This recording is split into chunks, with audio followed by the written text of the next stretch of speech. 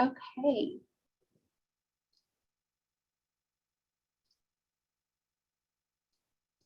Okay, so for those of you who don't know me, my name is Kayla Bodi. I'm the program manager here with the Division of Child Care, and I'm over the background check unit. So my team adjudicates background checks for child care facilities and also child welfare facilities. Today we'll be talking about child care facilities. And so we're just going to go through some slides. If for any reason you just have something that you're like, wait, I really need to ask that, put it in the chat box or unmute yourself and ask. We've got a pretty small group of people here, so it's fine if you want to unmute yourself to ask any questions.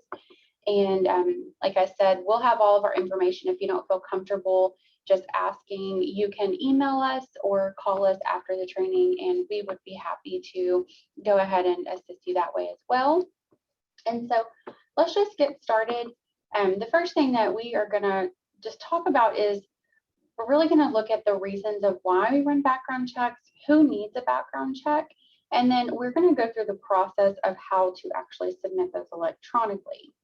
So we do these live trainings every month on the last Thursday. And basically what we're doing this for is so that you have the opportunity to say, hi, you know, I've got this question, or there's something going on here. And then we also just want to make sure that if you wanted to have that one-on-one interaction, it's kind of just a smaller way to do that. That way you can see our screens and see kind of what we're looking at. So let me just go here. Okay, Jay Bradley says mine is recording, but I can't hear anything. Let's see. Brenda, is the sound working on your end?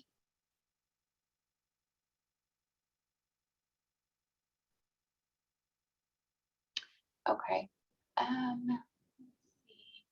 Jay Bradley, try turning up the volume on your computer or your phone. Check your volume and make sure that it's all the way up.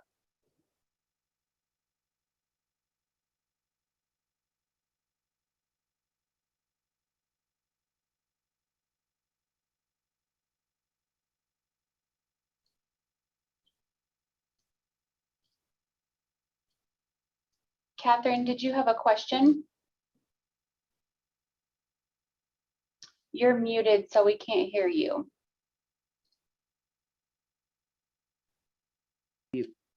Okay, I'm just trying to get in. I'm trying to get in on my phone.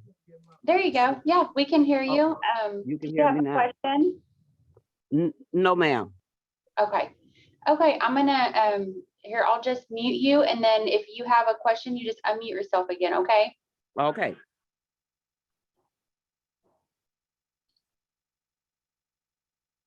Okay, we're just gonna let okay, Jay Bradley, are you able to hear now?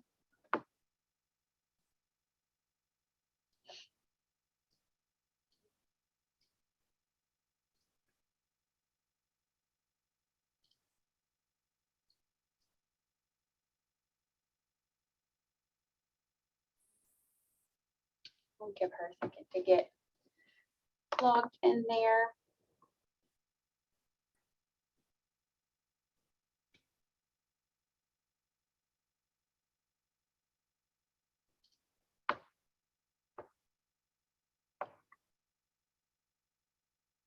Okay.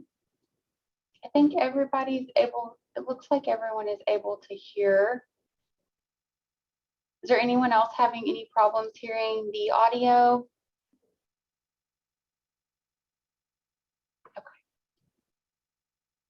Okay, we'll go ahead and get started with the next slide. If you have any other issues, just put them in the chat box and I'll stop and we'll get, make sure we get that taken care of. So, okay, so let's just talk about the reasons why we do background checks. So we do these to keep a safe work environment for children and for staff. So Act 572 of 2017 requires FBI background checks for everyone who comes into regular contact with children. And let's just talk about what that means. So we're going to go to the next slide. So who needs a background check? And a background check consists of the child maltreatment check, the criminal record check, and the FBI record check. So all of your staff need a maltreatment check. All of your staff will need a criminal, and all of your staff will need an FBI record check. And you will see at the very bottom, there's a couple of areas that are a gray area, volunteers and student observers. This is because those two groups have different requirements based on their role in your facility. They must have a child maltreatment. However, depending on their involvement, they may need a criminal and FBI background check as well. So you'll need to refer to your minimum licensing regulations. You can see section 304, the volunteer section, and then section 305, student observer section. These are going to tell you exactly what is needed for those roles based on what they're doing in your facility. As always, reach out to your licensing specialist. They'll give you clarification on volunteers and student observers. If they are, they're every day volunteering, you're going to need to do all three. If they're just coming in once to volunteer, they typically only need a maltreatment. So best practice, reach out to your licensing specialist, get that assistance directly from them, because they're going to be able to tell you yes, no, exactly what you're needing and what they're going to be looking for when they come in and check your records. So everyone that is unsupervised, that counts in your ratio, has staff roles with children, needs a background check. That includes your transportation staff. So when do background checks expire? The FBI and criminal background checks are both good for 5 years. Those are ran through your NICAR system that is automatically completed when you submit your applicants, and they get fingerprinted. The child maltreatment is good for 2 years, and that's what you are submitting through the central registry. So let's talk a little bit about disqualifying offenses. So this is just pulled directly from your minimum licensing requirement book, and you can see the section is listed there below. It's section 110. So no person shall be eligible to be a child care facility owner, operator, or employee if they have pled guilty, no contest, or have been found guilty of the following unless the date of conviction is at least 5 years from the date of request for a misdemeanor offense and 10 years for a felony offense. So it's a really long way of saying that if you have an applicant that comes to apply for you and they tell you that they have one of the offenses listed in the minimum licensing requirements, and let's say it's a first-degree assault charge, and if they're completely upfront and honest with you and tell you, yes, I had this felony assault charge and it was 13 years ago. Well, as long as it's been 10 years, because it is a felony, then that would be a person that you would say, okay, this, according to minimum licensing, this person would be eligible based on what they're telling me. If they come in and tell you, last week I got a felony assault charge, if it hasn't been 10 years, they may not be eligible based on what their records show whenever they're submitted. And then misdemeanors are 5 years. So that kind of helps you understand when you have potential applicants coming in, if they're telling you charges that they may have, refer back to your minimum licensing guide. It's going to tell you exactly what is not an eligible offense. There's a very long list. There's a table in there, and it breaks it down alphabetically for you. So not every person is going to be forthcoming with anything that may be from their past. And so you'll always want to do that background check, and then we will, do a thorough investigation of what's on their record. But at least this way you're aware and you have this knowledge. So really just study these sections in your licensing requirements. It's going to help you when you are making determinations for employment and for those that are coming in and they may have something that, they may say, well, I'm not going to apply if I'm not going to be eligible because of this. So there's just some things here on this list of forgery, theft of property, domestic battery, assault, and there's a full list. And so This next page is permanently prohibited offenses. So this section in your minimum licensing requirements is a little bit different. If they have been charged with anything on this list and found guilty, then they would not be eligible at all. It doesn't matter how long it has been. And you can see the list here, and it is in your minimum licensing book, section 110 as well. And it has the table there. It gives you all of these offenses. So if you have, any question and you're just wanting to know, take some time, go through there and look. There's a lot of things on that list that you may not even really be aware of. A lot of times, things like theft of property, providers and applicants don't know that those are prohibited offenses, not permanently, but those are on the list. So take some time and look through that. Does anyone have any questions about these offenses or where you can find them in your book?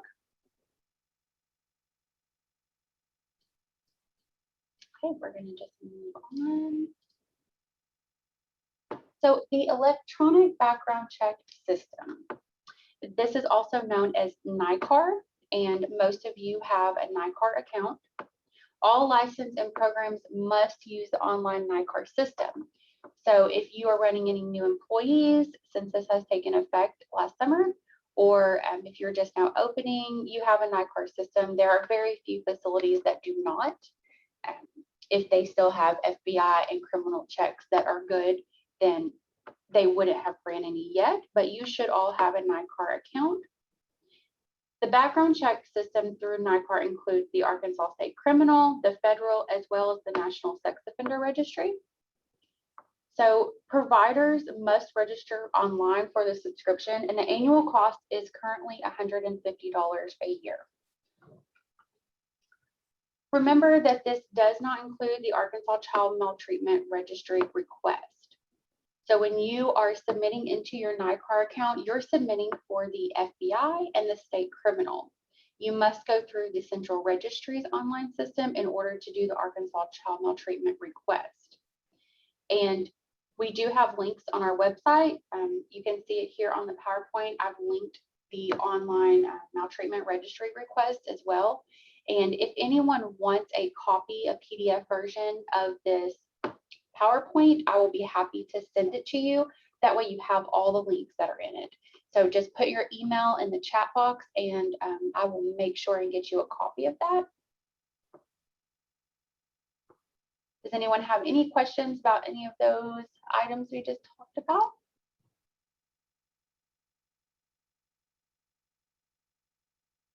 Okay. So let's go through a step-by-step process on submitting a background check.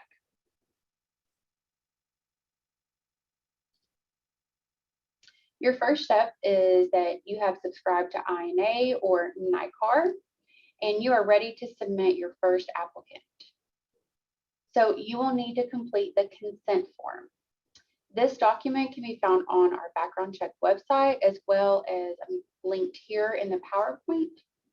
Please be sure that when you are filling out the consent form that you're selecting childcare as the reason for the background check. Make sure that all of the information filled out here is correct. And please make sure that the provider number is your facility number and not your facility phone number.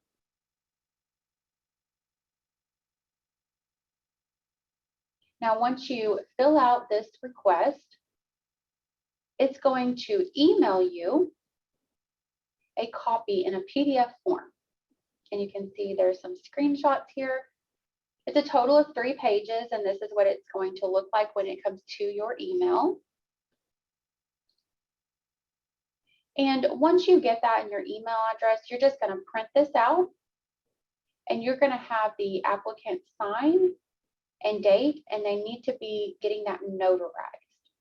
So be sure that on page 2, when it's notarized, that all of the sections are filled out, that the notary stamp is clear. Make sure that the expiration date for the commission is on the stamp. If it's not, you can write it where it says my commission expires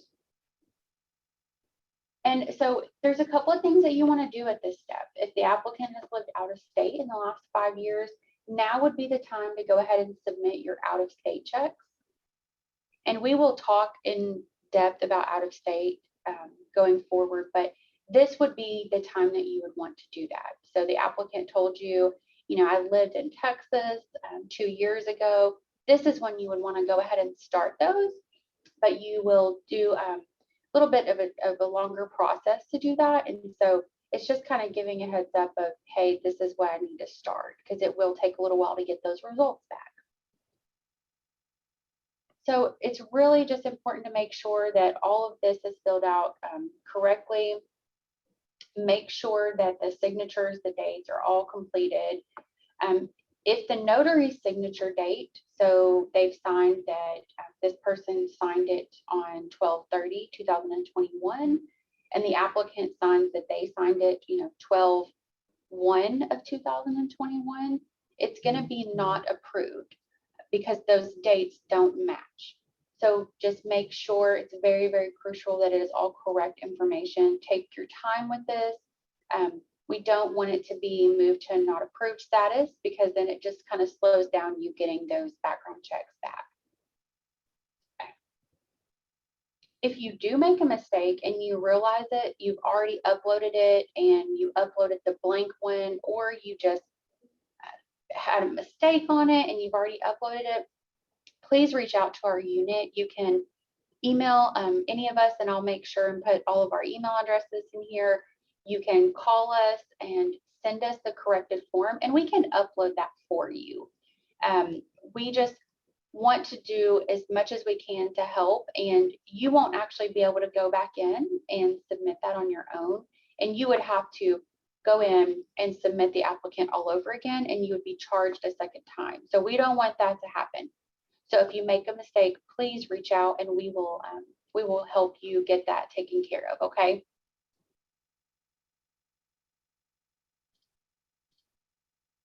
So now that you've got your consent form all completed, you've got it notarized, and you have scanned it and saved it to your computer, you're going to log into your NICAR account, and you can see there's a screenshot here.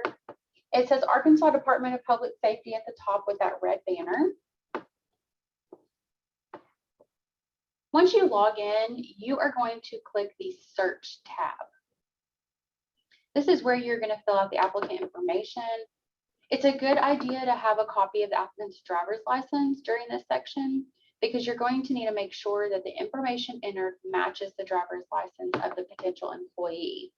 If it doesn't match, they could be turned away doing the fingerprinting. So we want to make sure that in order to get everything processed timely and done correctly, that you enter the information exactly as it is on their driver's license.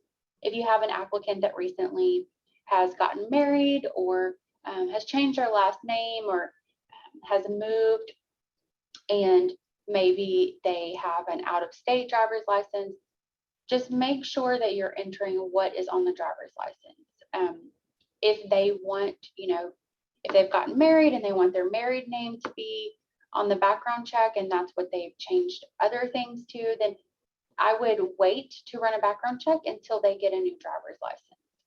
Because when you schedule your fingerprint appointment, they use the driver's license to compare the name and date of birth to the person to make sure that that is who they say they are. So if their driver's license says, if it said, my maiden name, Kayla Montgomery, and then here, when they're looking in the system, it says Kayla Bodi, they're going to turn me away from fingerprinting because they can't verify my identity. So that's just a tip. We see a lot of times that when people go and get fingerprinted, that they get turned away. And this is typically a reason why, is because the name or the date of birth doesn't match. So just take your time entering your information here. Have that driver's license handy. It will help a lot. So make sure you fill out all the information that has an asterisk next to it. Those are all the required fields. Then where it's asking you to upload your consent document, that's where you're going to upload those 3 pages of that form. You're just going to click browse, open that up, and attach it. Be sure that the purpose is for childcare. It should say CHI. And the only search options that you're going to have is search FBI and state. And then it's going to ask you for the eye color, hair color, the height, the weight. And again, this is why I said it's great to have that driver's license handy or a copy of their driver's license there in front of you so that you can fill all this information in. So the next step is going to give you a confirmation page. It's going to ask you to review your information. If you see something that you have entered incorrectly, go ahead and go back to step 1 and complete the error, fix it. Make sure that you have uploaded that consent form if you're fixing something, and then go back and submit. But always review your work. If you make a mistake and you have submitted it and you do a duplicate entry because you have made a mistake on the birthday or the name, you won't be reimbursed. So you will be charged by Arkansas State Police for that second entry. So it's just take your time, make sure that the date of birth and the name are correct so that you're not getting charged for a second time. You're just going to click submit. It's going to give you your fee totals at the bottom. And you're going to get a confirmation page with a transaction number. And you can see that it is circled here below. The transaction number should always begin with CHI. Then it's going to have a 0, and then 7 digits after. You can go ahead and print this page for your records. There should be a print button, or you can just right click on your screen and print that. And you're going to give that to your applicant to go down and get fingerprinted. That's their identification number. So every employee that you put in is going to have a unique ID. And that's what this transaction number is. So just a tip, just a reminder, if you go back to step 1 to change any information, because maybe you entered the date of birth incorrectly, or you need to change the last name. When you go back, be sure that your consent form is attached because you don't want to upload a blank consent form. Now that you have submitted your applicant, you're going to move on to scheduling the fingerprint appointment. And there's a link here to the appointment scheduler.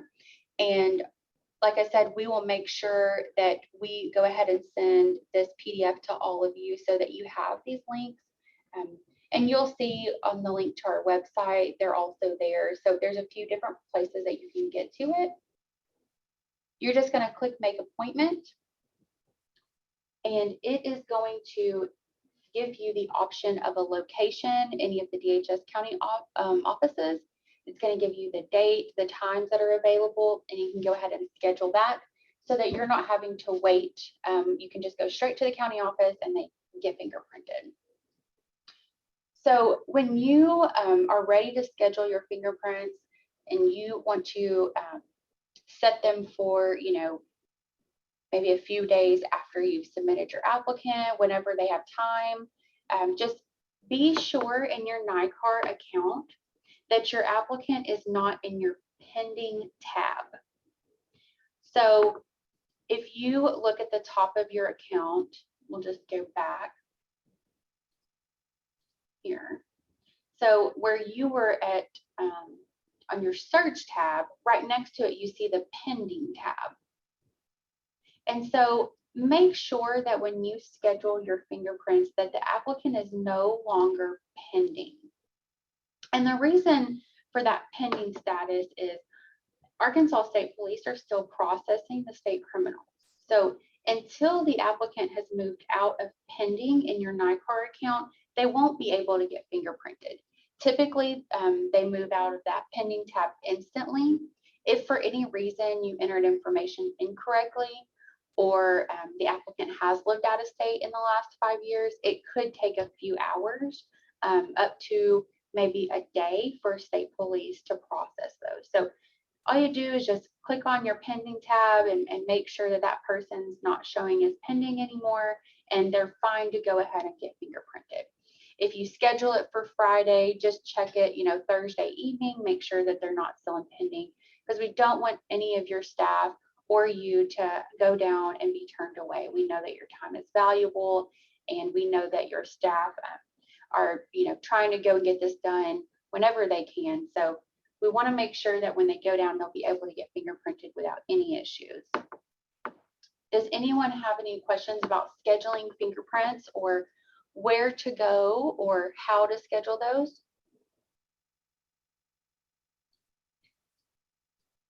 Okay, let's move on into the next step.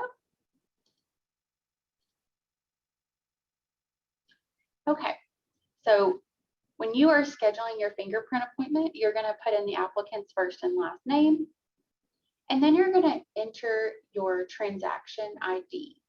So the first part of that is going to be what we call your ORI, and we already talked about that. It's the CHI for childcare. And then you're going to enter the numbers. So you'll see that there are 9 digits, and that's going to be the 00 and then the rest of the number from your confirmation page. So just a tip here, the very last box, it says E number. And some of you may have already done this. Some of you may have not had to do this yet. The E number would be if you had an FBI rejection. So if you had an applicant that went down to get fingerprinted and those prints were rejected because of characteristics, they may not could have read the fingerprints completely. This is where you would be rescheduling, and Arkansas State Police would have given you an E number that goes here. So if this is, if that doesn't pertain to you, this is not, has nothing to do with the rejection, they're getting fingerprinted for the first time, you would just leave that blank. That's why it's not a required field. But if you do ever get a rejection, you know, whenever you schedule them to get printed for a second time, right here is where your E number goes. Does anyone have any questions about that?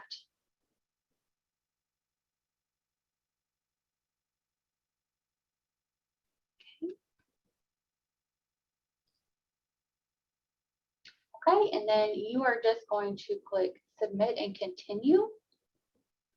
And it's going to tell you to select your appointment time. So here it's going to ask you for the city.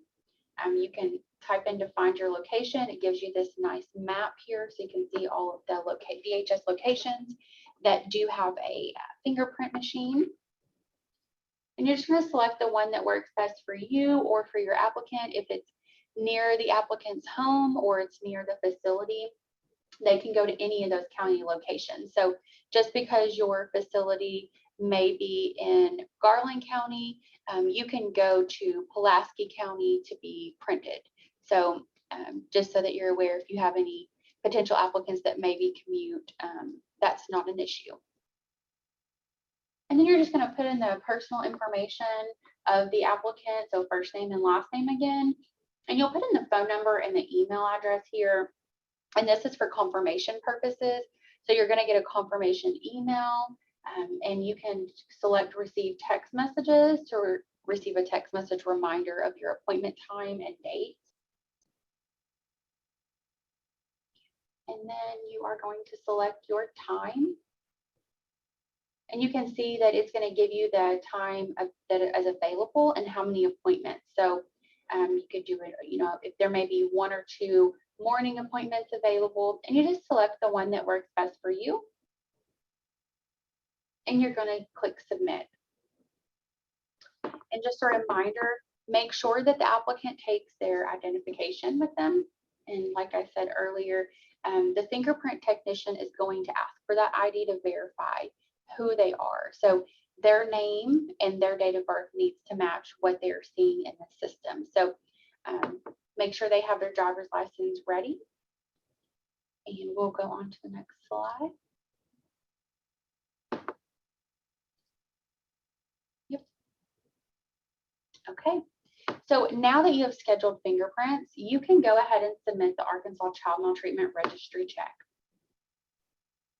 The request is processed by Central Registry, and they can be completed by following this link here. And then there's a couple of screenshots that I posted of what this request looks like. So you're going to complete the form, get it notarized and upload it. And when you're completing this section, please be sure that you list 5 years of residency. If the applicant has lived out of state, you can check yes. It's going to give you that question and you'll just check yes or no. And then, here. So when you are submitting your form, be sure to select the second option that says you are a potential or current employee of a child care facility or residential facility for children, youth licensed by Department of Human Services. So a lot of times we have applicants that are left in provisional because we don't have a copy of their maltreatment. And the reason why we may not be able to see it is because when they are put in the system, that very first option says you are a teacher, pre-service teacher, or attempting to work for a school in Arkansas. And a lot of times that's the one that gets selected. And I understand why, because they are teachers and they are working at a school, but that is actually for the Department of Education, so for public school systems. So the results are going to go to them if you select that first option, and we won't have access to view it. So be sure that you select that second option. You want to make sure that you're looking for Arkansas Department of Human Services. And what that's going to do is send those results to where we can view them, and it's just going to speed up the process a lot quicker. You won't have to worry about sending us your maltreatment, and that way we can get these processed so you can get these people hired. Does anyone have any questions about uploading your maltreatments? And we've got the Central Registry phone number and email address as well on these slides, so that if you do have questions or you get stuck submitting any of those at any time, you can reach out to them and they will be able to assist you. We view the results for those. We don't actually process them, so we can look and tell you if it's been completed or not. We just can't help you on the back end as far as uploading or processing or payments for those child maltreatments. I have a question. Yes, ma'am. What if they already had their malnutrition, but they left one center because that center might have closed and they needed to, and they was being hired at another center? If they would, do they still have to go back and have another malnutrition and background check did all over again for the new facility they'll be working at? Yes, so great question. And yes, they do have to have a new maltreatment and a new FBI and criminal ran. So currently in the state of Arkansas, the law is that it is for that applicant and that facility. So everything is under your facility number. They're not able to be transferred from child care facility to another child care facility. So unfortunately, even if they just had one done a week ago, down the street at another place, you would need to run one under your facility number for that applicant. Okay, that was a question. All right. Thank you. You're welcome. Okay, let's go on to the next slide. So there's a couple of special conditions that I want to talk about. Some agencies are going to require submissions of 2 background checks and 2 maltreatment checks for 1 applicant. And the first agency are school districts. So school districts must submit background checks and Arkansas child maltreatment checks to both the Arkansas Department of Education and the Arkansas Department of Human Services. In most school districts, you know this if you're having to do it, but you will submit under both EDU and CHI in your 9-cart account. And that is something that we've worked with a lot of school districts on. So if you are doing background checks for a school district and you have any questions about how to do this, or if you're having any issues with getting the EDU and CHI prefixes added to your account, please reach out to us and we will help you with that, because it is kind of one of those special conditions that you all will have to update those and submit those twice. And then the other agency that has to do this is the think I went to the wrong slide. Okay, now we're back. So the other division or agency that needs to do this would be DDS facilities, Division of Developmental Disabilities. These DDS providers are also licensed childcare facilities and must submit background checks under both CHI and DDS ORIs in your NIPART account. So if you have reason to believe that you should be doing two because you're a school district or you fall under the DDS programs, please reach out and we will be happy to assist and make sure that both of those are being completed.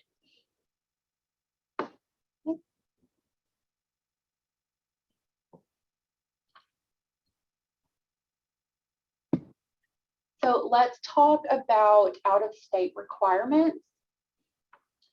If you have a potential employee that has lived out of Arkansas in the last 5 years, they must complete checks from all of the states that they have lived in during that period.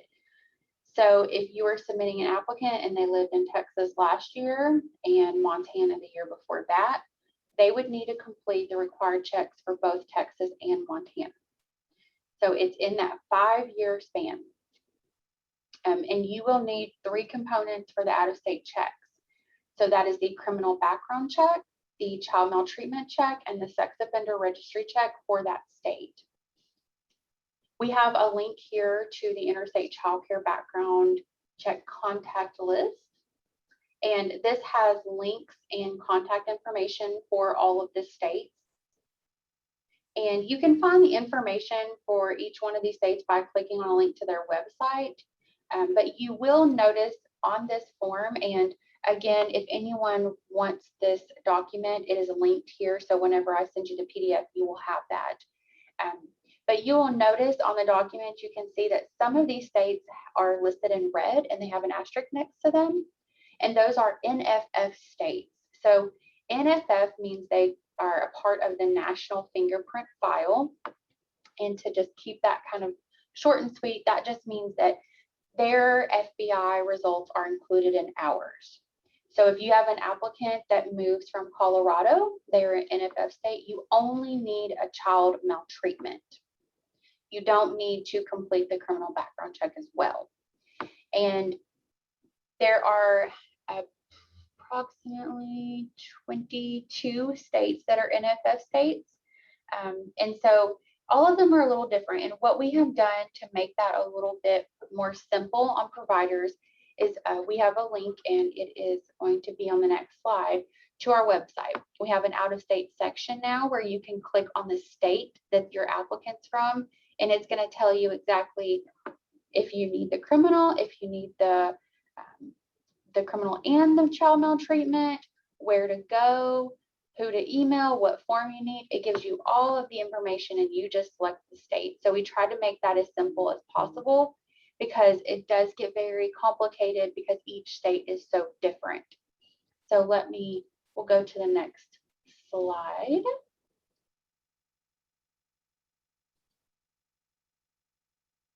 And you can see here out-of-state special conditions. So Tennessee, our background check unit, our regulatory check unit will complete those. Oklahoma, we do those as well here. California is they're a closed record state, so there's no records required from California.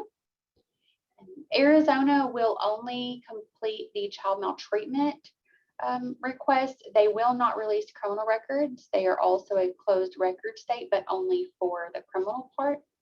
And so again, this is a link here to our website. And we created this to kind of assist providers because it does get very hard to remember, okay, what state does what, who do I need to contact?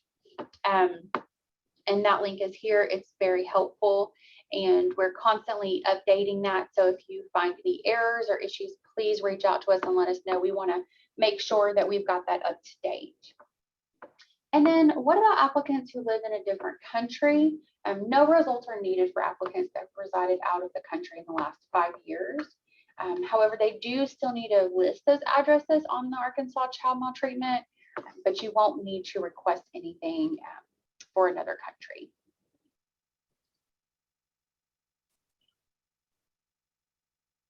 So now that you know where and how to get your out-of-state results, where do you send those? If the state requires information to be sent directly to a state agency, so you would use the information that you see here on your screen, and these results will come straight to us. This is our mailing address and our email address for out-of-state results.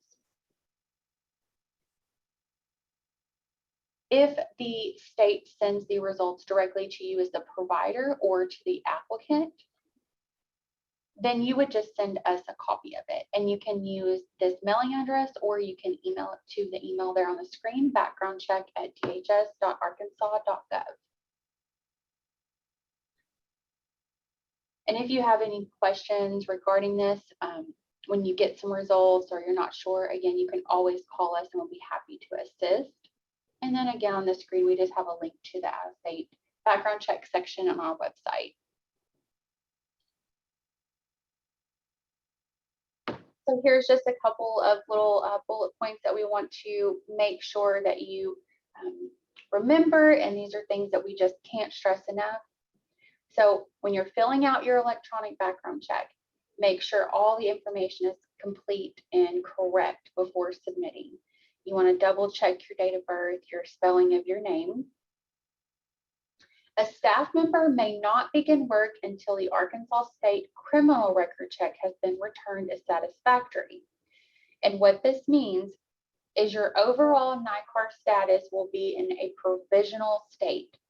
So at the bottom of your applicant's information where it says overall, if you see provisional, the applicant may begin work, but they must be supervised at all times by a staff that has an approved background check. So if you have someone that you need to get really quickly, you need to fill that spot, you need them to start work immediately, as long as it's in provisional, that is fine, but they have to be supervised at all times. They cannot be left alone until it is an overall approved status. And then just anytime that you are wondering about the status, log into your NICAR account and you can check under history to see the status. And like I said, look at that overall there at the bottom right, and you will be able to see what their overall status is, if it's not approved, provisional, if it's approved, whatever it may be. And we've got our phone number here on the screen. Please give us a call if you have questions.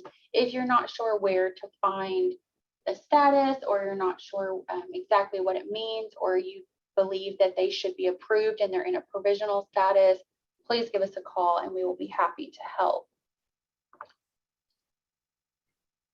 So here are some important phone numbers, and there are a couple of different ones here, and I'll just explain. So the first one is the background check unit. That's us. You can call us if you have a question about the background check. Now the second one, the NICAR subscription account.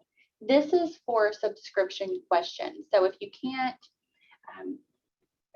you need to change your credit card information, or your payments, or you have a question about an invoice, or you're waiting to get your subscription set up and it's not working, this would be the number that you would call for that. And then there's the NICAR help desk.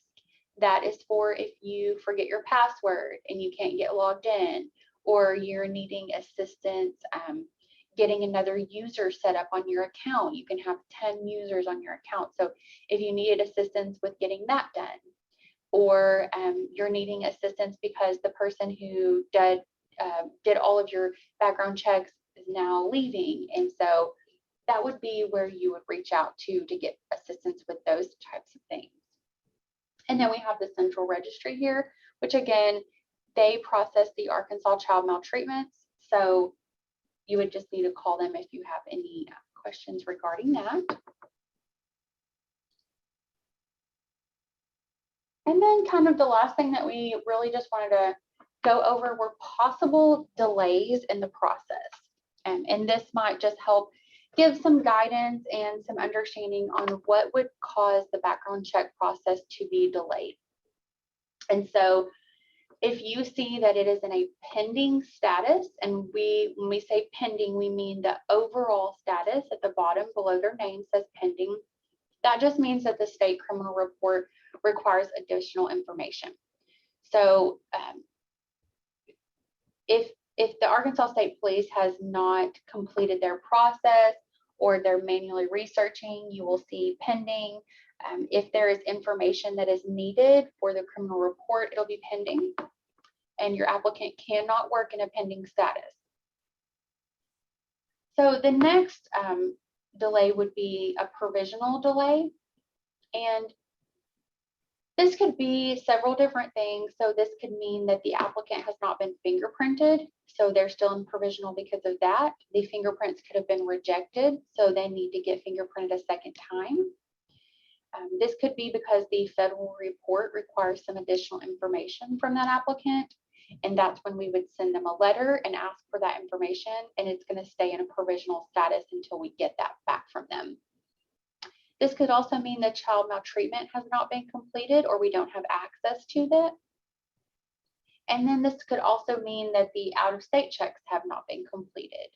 So if you are waiting on results from another state, Texas, then they're going to be in provisional until we get those results. And then the last delay in process, this would be if you get that not approved status. So if you get an email that's saying there's an update and you log on and you see that this person is not approved, these are some reasons why. It could be because the consent form was done incorrectly or because it's the wrong consent form. Sometimes we see the maltreatment forms uploaded. And so if it's not the correct consent form, it will be immediately moved to a not approved status. Once that happens, of course, you can reach out to us and we will assist you with getting that fixed. Some other parts of the consent form, maybe the notary stamp is missing or it's not legible. There's missing signatures on the consent form. If the notary date does not match the applicant's date, like we talked about earlier. If the wrong name or date of birth submitted in NICAR, any of those things could lead to a non-approval. If the applicant was submitted more than one time, so if there's a duplicate entry and you submitted Sally 2 times, one of those will be moved to a not approved status so that we can eventually archive that out. And then the other reason is that the fingerprints or the child maltreatment has not been completed within 45 days of the NICAR submission. So once you put your applicant in, they need to be fingerprinted and the maltreatment needs to be submitted within 45 days or they're going to be moved to a not approved status. All of those errors, the consent form and the notary stamp, a lot of times those are going to happen within 24 to 72 hours of you submitting. If you get that not approved status coming back to you immediately after you've submitted, it's a very, very, very good chance that it's because the consent form has something wrong with it. And I think Brenda had put in the chat, but you can log in and view your documents and see if there was a mistake made. Or if you're not sure, just give us a call and we will be happy to look at it. We'll let you know exactly why it was not approved and what we need to do to get that fixed for you. Okay. That is all that I have. Do we have any questions or comments or anything that we did not talk about that anyone would like to know, or any suggestions, anything that we can discuss next time more in depth?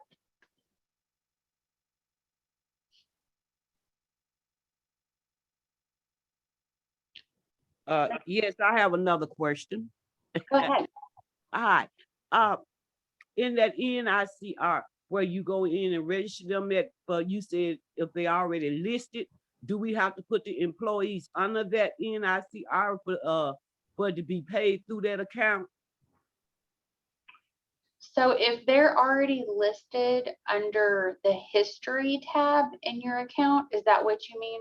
Yes, if they not listed, like you hiring employees, you have to send them, you know, through the NICAR.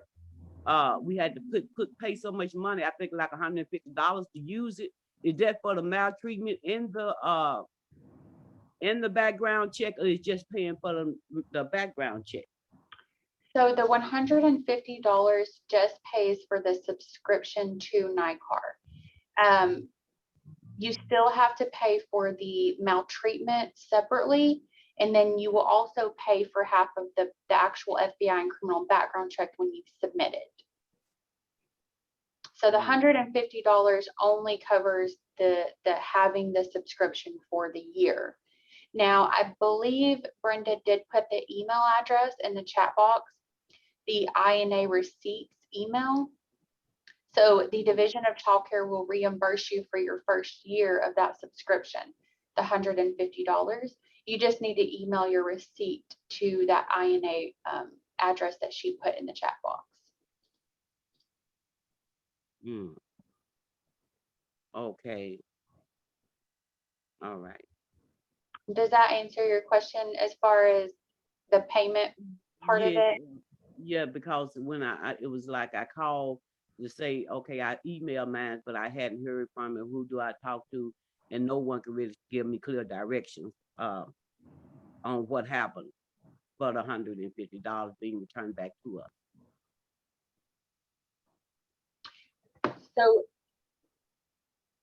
So you were calling the NICAR help desk? Is that what you were calling them? Okay. NICAR help desk, they didn't have anything to do with it. You got to call DHS. Then I called DHS. They said I had to go back through NICAR, and did it. So I never really got a clear who do what, or how do I send a receipt back. I called myself, send the receipt to them, but I haven't heard anything from them yet. Okay. Did you pay with a credit card? I think so. If you paid with your credit card, you can get a copy of your credit card statement, and you could just black out your other information on there, and you can send that in to that INA receipts email address as well, and they'll be able to process it for you. So you could do it that way as well if they don't send you a receipt. Well, they sent the receipt. That's what I'm saying. They sent the receipt where I had sent it, and I sent it to scan it like they told me and send it, but I never did hear back from DHS. Okay, well, let me just reach out, and I will see if they're needing any other additional information. Okay. And let me just.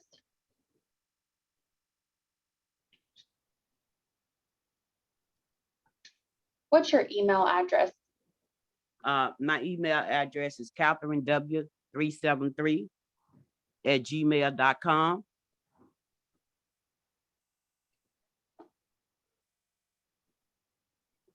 Okay, I'll send you an email, Miss Williams, and then I'll reach out and we'll find out what the status is of that, okay? Okay. I appreciate it. Thank you so much. Of course. Does anyone else have any other questions regarding the background checks or payments or anything that, like I said, you would like to see added to our trainings? Miss Bodi. Yes. Hello. This is Alice Bell with Marvelous Kids. I was trying to see how can I go about getting a PowerPoint for today. Will you guys be emailing it to me? Because I'm doing it by phone. Yeah, we can email that to you. I think I have your email address, Ms. Bell, but will you, I know you're on the phone, so can you tell me your email address and I'll make sure that you get a copy of this? It's M as in Michael, A as in Apple, R as in Rick, V as in Victor, K as in Kite, I as in Igloo, D as in Dog, Z as in Zebra, 1@hotmail.com.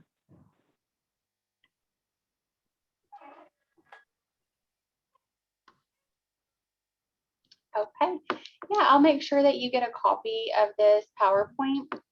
and it is recorded. And so the recording will also be on our website, and I'll send you a link to that as well if you want to go back and view any of it. And then we'll get that all sent over to you. Okay, thanks so much. You're welcome. Okay, if we don't have any other questions, I am going to go ahead and stop the recording.